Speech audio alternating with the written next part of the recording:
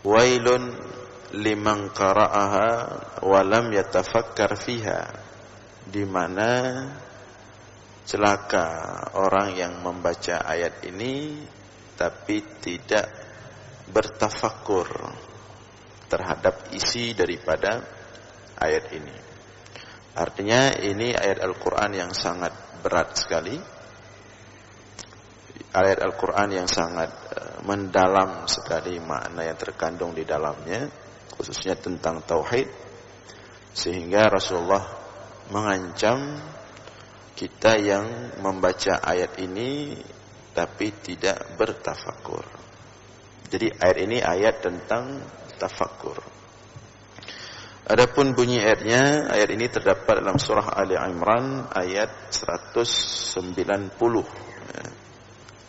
Dalam surah Ali Imran ayat 190 Allah berfirman, Inna fi khalqis samawati wal ard wa ikhtilafil laili wan nahar la ayatin li ulil albab alladzina yadhkuruna Allaha qiyaman wa qu'udan wa 'ala junubihim wa yatafakkaruna fi khalqis samawati wal ard Rabbana ma khalaqta hadza batila subhanak faqina azaban nar.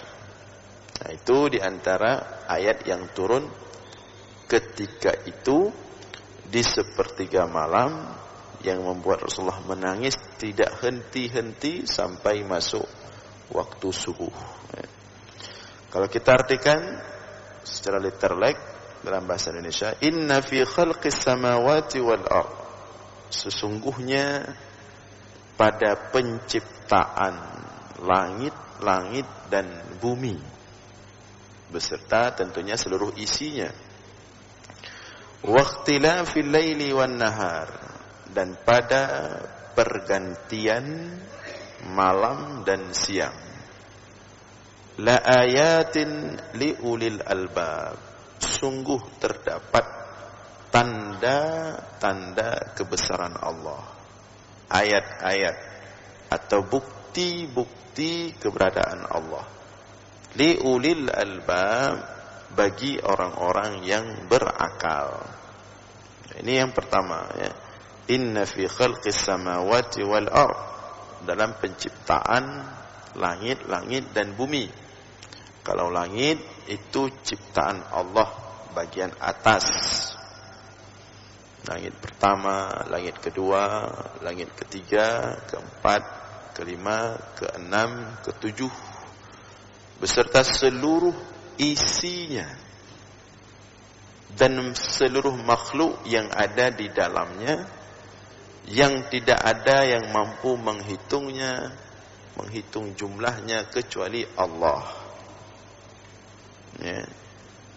Dan makhluk-makhluk yang ada di langit itu secara ukuran dan jumlah itu lebih besar daripada makhluk-makhluk yang ada di bumi. Dan kita sudah pernah membahas tentang kehidupan langit, bahwa di sana ada kehidupan yang tidak bisa kita jangkau, karena ciptaan Allah itu yang tidak mampu kita lihat itu lebih banyak daripada yang mampu kita lihat.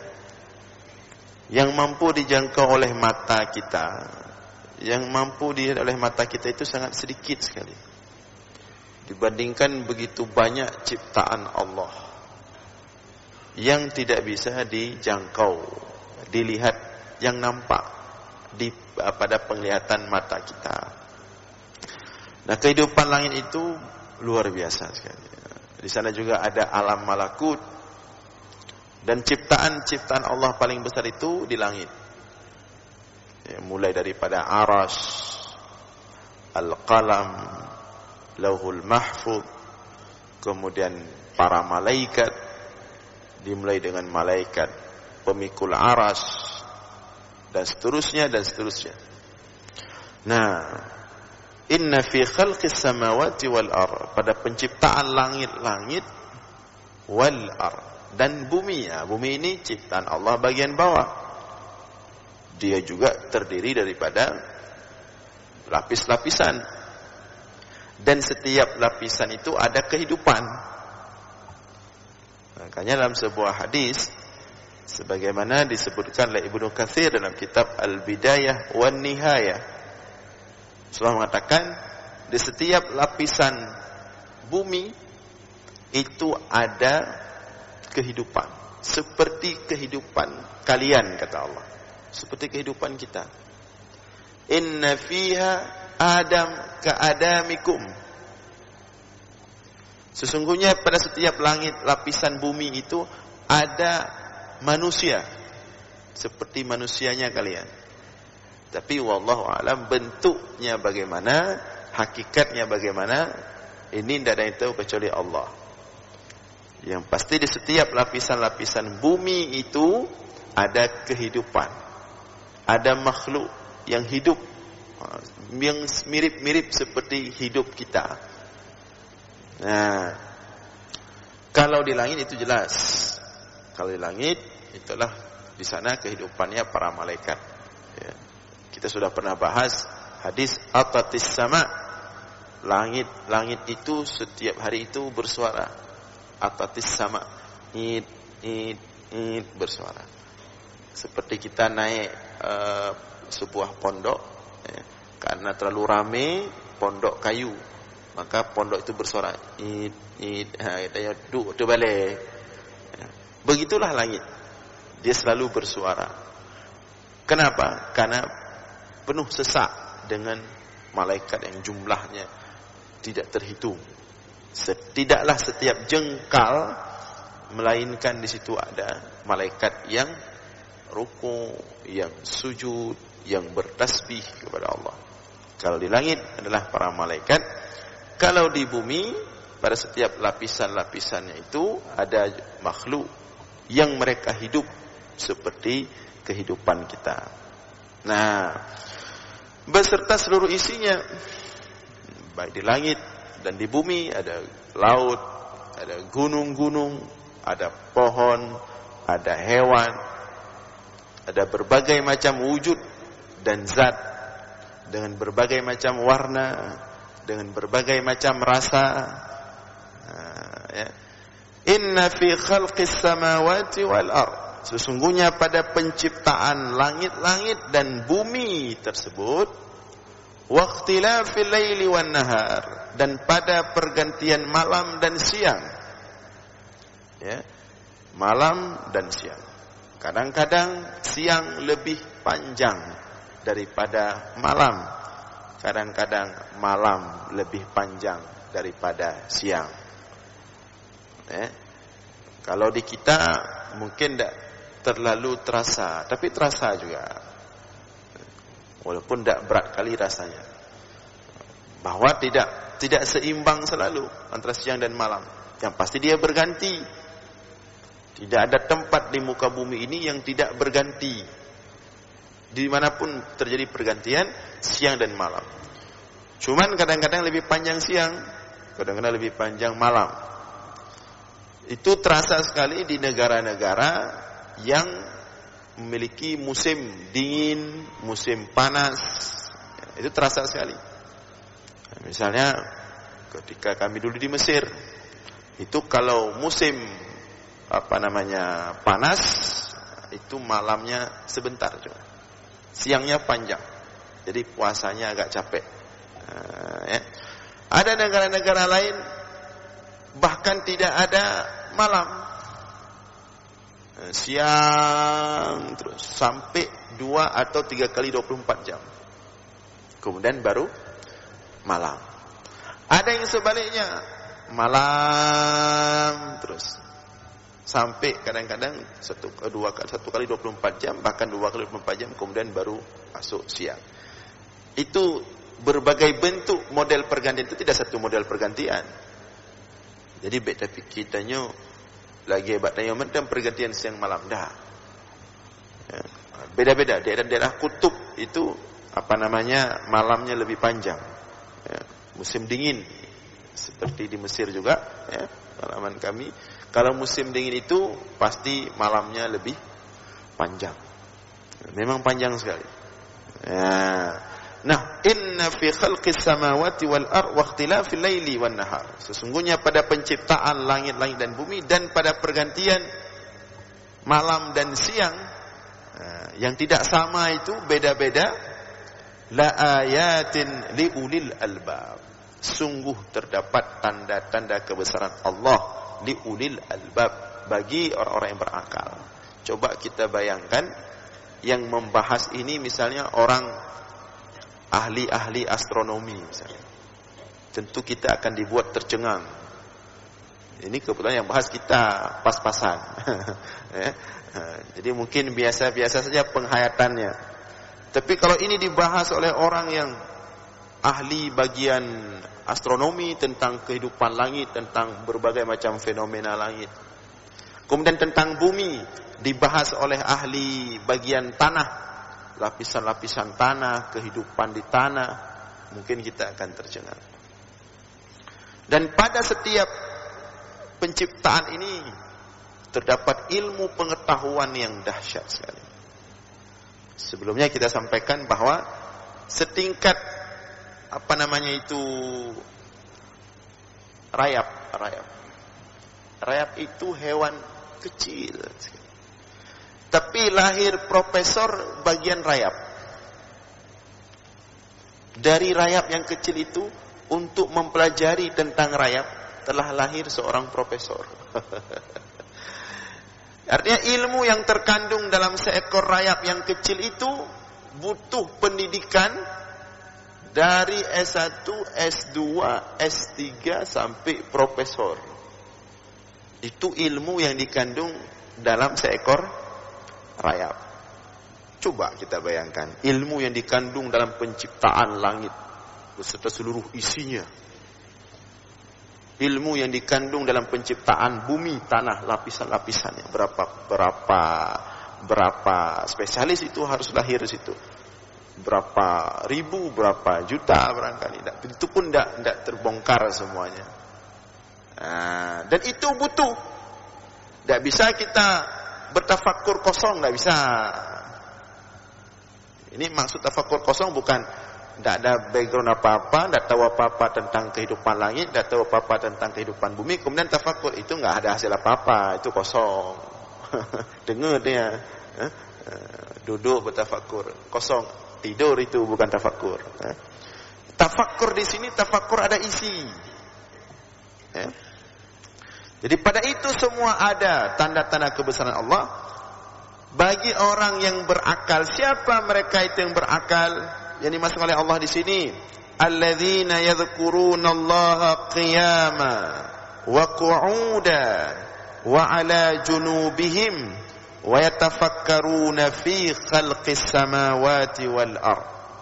Adalah mereka-mereka alladzina yadhkurunallah, yang senantiasa berzikir mengingat Allah. Yazkurun fi'il mudhari'. Fi'lul mudhari' yufidul istimrar. Artinya mereka-mereka ini senantiasa dalam keadaan ingat Allah, dalam keadaan berzikir kepada Allah. Ini baru cair kepalanya ini, baru dapat jalur tafakur. Hidup hatinya, baru dapat jalan tafakur. Mereka senantiasa berzikir ingat Allah dalam keadaan apapun. Qiyaman, baik mereka dalam keadaan berdiri, wa qu'udan, maupun mereka dalam keadaan duduk, wa 'ala junubihim, maupun mereka dalam keadaan tidur. Inilah yang dimaksudkan oleh Aisyah. Aisyah pernah mengatakan, kana Rasulullah sallallahu alaihi wasallam yadhkurullaha 'ala kulli ahyanih. Rasulullah itu senantiasa berzikir kepada Allah dalam keadaan apapun. Karena berzikir itu tidak dibatasi oleh keadaan. Mau dalam berhadas, mau dalam keadaan suci, kita boleh berzikir, ingat Allah. Kita disuruh tafakur. Bahkan kadang-kadang itu di kamar mandi lebih lancar tafakurnya, lebih cair. karena kena air. Ya. Kan suasana air itu kita cari seperti kata Habibie. Ya. Kata B.J. Habibie, beliau itu biasanya timbul ide-ide cemerlang itu melalui berenang. Kan WC-nya airnya maksudnya. Ketika berenang, beliau itu timbul, lahir. Tapi tidak mesti berenang. Ala kulli ahyanih, kata Aisyah, Rasulullah itu berzikir kepada Allah, ingat kepada Allah. Ala kulli ahyanih, dalam setiap keadaannya. Mungkin kalau baca Al-Quran terbatas. Dalam keadaan kita suci, kita tidak dibolehkan baca Al-Quran. Di tempat-tempat yang tidak mulia, kita tidak dibolehkan baca Al-Quran. Tapi kalau zikir, itu tidak ada batas. Karena zikir itu bisa dengan lisan, bisa dengan hati. Bahkan Imam An-Nawawi rahimahullah dalam kitab Al-Adhkar menyebutkan zikir bil qalbi, zikir dengan hati itu lebih indah, lebih bagus daripada zikir dengan lisan. Karena zikir dengan hati lebih menunjukkan keikhlasan dan lebih memberikan peluang untuk penghayatan daripada zikir dengan lisan. Maka Allah sebutkan mereka-mereka yang ahli penghayatan ini, yang mendapatkan tanda-tanda kebesaran Allah pada setiap ciptaan Allah, adalah mereka-mereka yang selalu dalam keadaan berzikir, mengingat Allah, baik dalam keadaan berdiri maupun dalam keadaan duduk maupun dalam keadaan tidur. Kemudian apa yang terjadi? Wa yatafakkaruna fi khalqis samawati wal ard, dan mereka bertafakkur dalam penciptaan langit-langit tadi, wal ard, dan bumi. Mereka bertafakkur. Inilah yang kita sebut dengan wihdatus syuhud. Wihdatus syuhud, bukan wihdatul wujud, ya. Kalau wihdatul wujud, ini masalah secara tauhid. Tapi ini wihdatus syuhud. Apa makna wihdatus syuhud? Apapun yang kita saksikan di alam ciptaan Allah ini, yang nampak adalah tanda kebesaran Allah. Itu namanya wihdatus syuhud. Apapun yang kita lihat yang nampak kebesaran Allah. Kita lihat gunung, nampak kebesaran Allah. Kita lihat pohon, nampak kebesaran Allah. Kita lihat langit, nampak kebesaran Allah. Kita lihat laut, nampak kebesaran Allah. Kita lihat hewan, nampak kebesaran Allah. Kita lihat manusia, nampak kebesaran Allah. Bahkan ketika kita lihat diri kita sendiri di cermin, nampak kebesaran Allah. Allah katakan, wa fi anfusikum afala tubsirun, dan pada diri kalian sendiri terdapat tanda-tanda kebesaranku. Afala tubsirun, apakah kalian tidak bisa melihat? Itu namanya wihdatus syuhud. Dan itulah yang dimaksudkan dengan ahli tafakkur dalam ayat ini. Di mana apapun yang dia lihat daripada ciptaan Allah ini, yang nampak Allah. Itu namanya wihdatus syuhud. Itu makam sudah sangat tinggi sekali itu. Jadi dia tidak lagi melihat itu sebagai makhluk. Dia tidak melihat itu sebagai hal. Makanya ayat berikutnya, Rabbana ma khalaqta hadza batila. Wahai Tuhan kami, semua yang kau ciptakan ini tidak ada yang sia-sia. Jadi dia enggak nampak kecuali kebesaran Allah. Semuanya nampak Allah sama dia.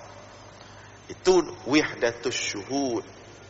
Berbeda dengan wihdatul wujud. Kalau wihdatul wujud, ini tidak dibolehkan. Ini haram. Syirik, ya, menyatakan Allah itu adalah makhluk, satu dengan makhluk. Makhluk adalah Allah, satu sama semua. Alam ini Allah, Allah itu alam. Itu wihdatul wujud. Ini tidak boleh.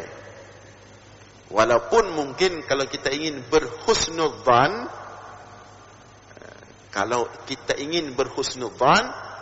sebenarnya itu wihdatus syuhud.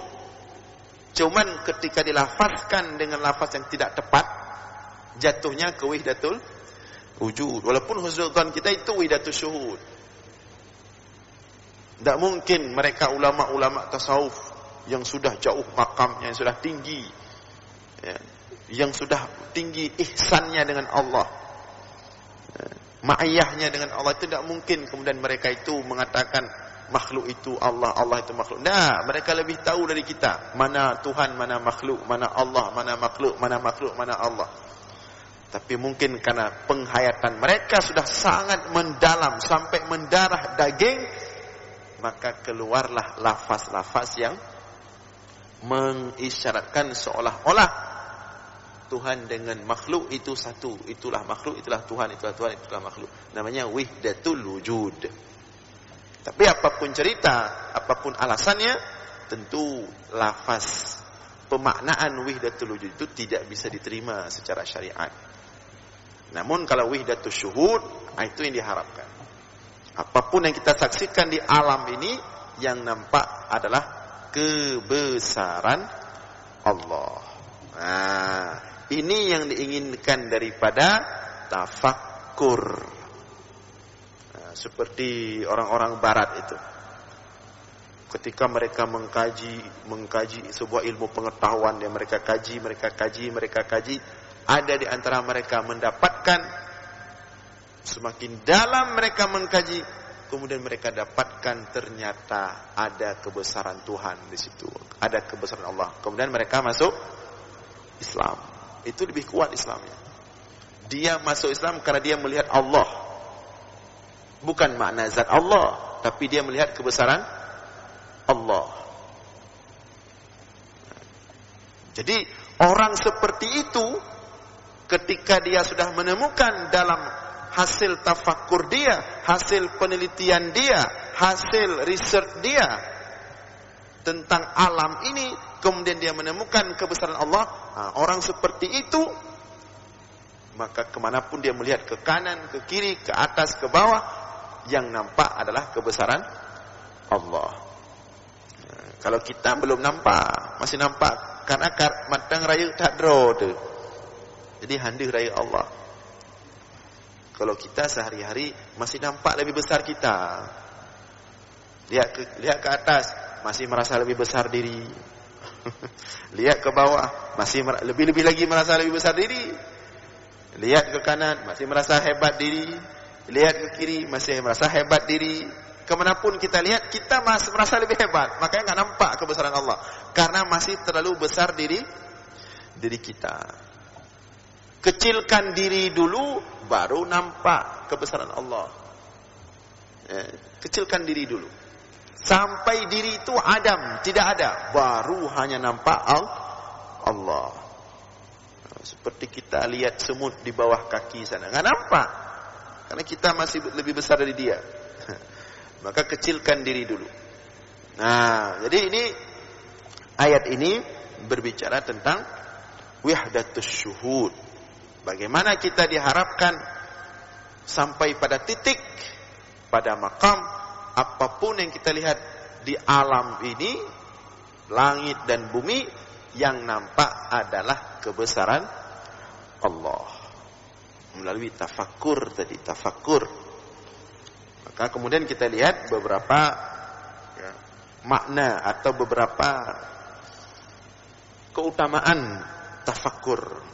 Disebutkan wa anil Hasan Al-Basri annahu qala, dan daripada Imam Hasan Al-Basri ia berkata, tafakkuru sa'ah khairun min qiyami lailah. Kata Imam Hasan Al-Basri, ini seorang tabi'in, bertafakkur sesaat saja, bertafakkur sesaat tapi berkualitas, khairun, itu lebih baik daripada qiyamul lail, semalaman. Bertafakkur sesaat tapi berkualitas, itu lebih bagus, lebih utama daripada salat malam semalaman penuh.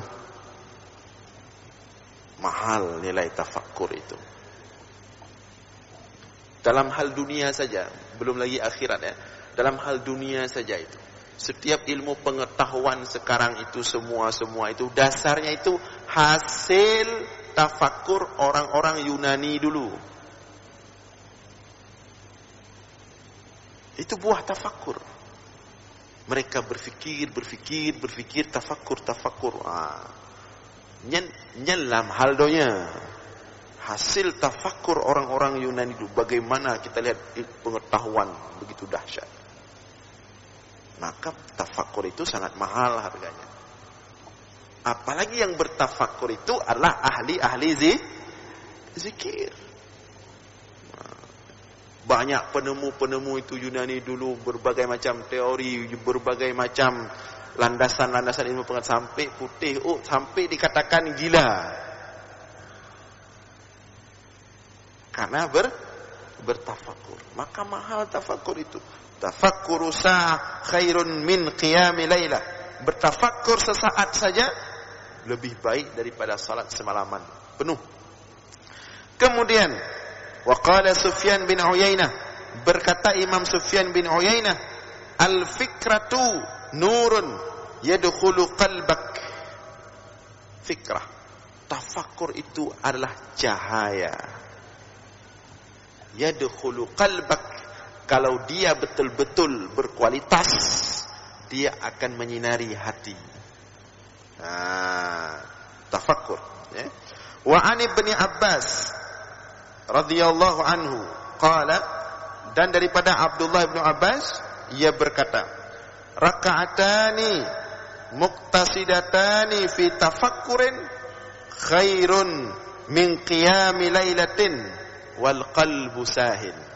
Kata Abdullah bin Abbas, raka'atani muqtasidatani, 2 rakaat yang penuh dengan tafakkur, 2 rakaat salat penuh dengan penghayatan.